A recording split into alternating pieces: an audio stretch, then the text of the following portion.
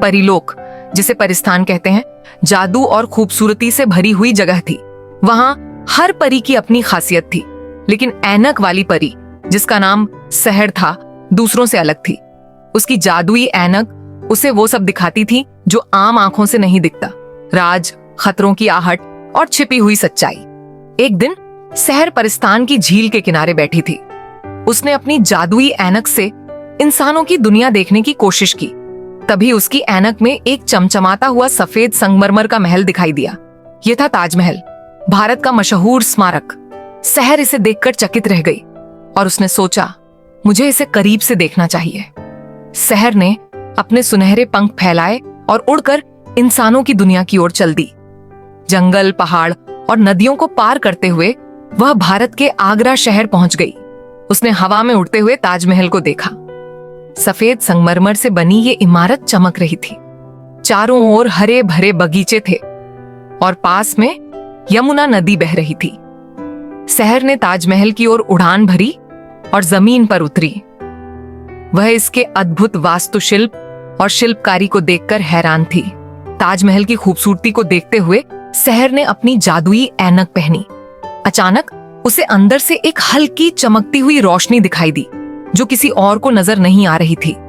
सहर ने उस रोशनी का पीछा किया।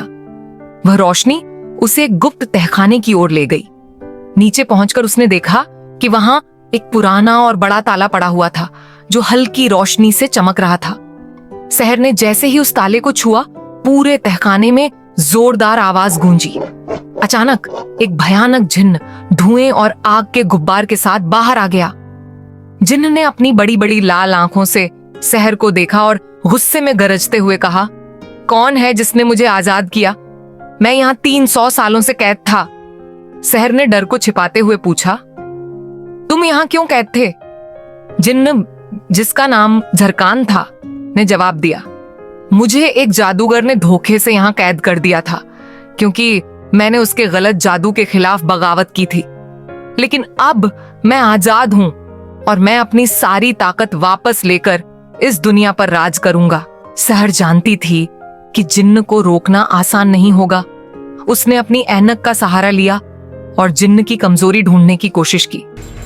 ऐनक ने उसे दिखाया कि जिन्न की ताकत का स्रोत एक जादुई अंगूठी थी, जो ताजमहल के किसी गुप्त कमरे में छुपी हुई थी। सहर ने सोचा, अगर मुझे वो अंगूठी मिल जाए तो मैं इसे रोक सकती हूँ। जिन्न ने सहर को रोकने के लिए आग के गोले और हवा के तूफान से हमला किया। सहर ने अपनी जादुई छड़ी से एक रक्षात्मक घेरा बनाया और खुद को बचाया, लेकिन वह जानती थी कि उसे जल्द ही अंगूठी तक पहुंचना होगा। सहर ने मौका पाकर तहखाने से बाहर उड़ान भरी और ताजमहल के गुप्त कमरों की ओर बढ़ी। ऐनक ने उसे रास्ता दिखाया। आखिरकार उसने कमरे में एक चमचमाती हुई अंगूठी देखी, जो एक चांदी के खंभे पर रखी थी। सहर ने अंगूठी को उठाया और एक प्राचीन मंत्र पढ़ा। तभी अंगूठी से एक तेज रोशनी निकली और सहर की छड़ी चमकने लगी। सहर वापस तहखाने में आई और अंगूठी को जिन्न की ओर उठाया। उसने जोर से मंत्र पढ़ा और जिन्न अपनी जगह पर कांपने लगा।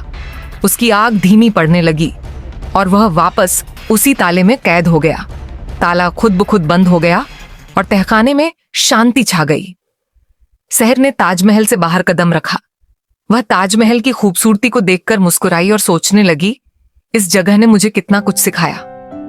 सहर ने अपने पंख फैलाए और परिस्तान लौट गई। परिस्तान में उसने अपनी कहानी सुनाई और सबने उसकी बहादुरी की तारीफ की। सहर की यह कहानी सिखाती है कि बहादुरी, समझदारी और अच्छाई से कोई भी बड़ा खतरा टाला जा सकता है। ताजमहल की यात्रा ने न केवल उसे नई जगह दिखाई, बल्कि उसे अपनी ताकत पर विश्वास भी दिलाया।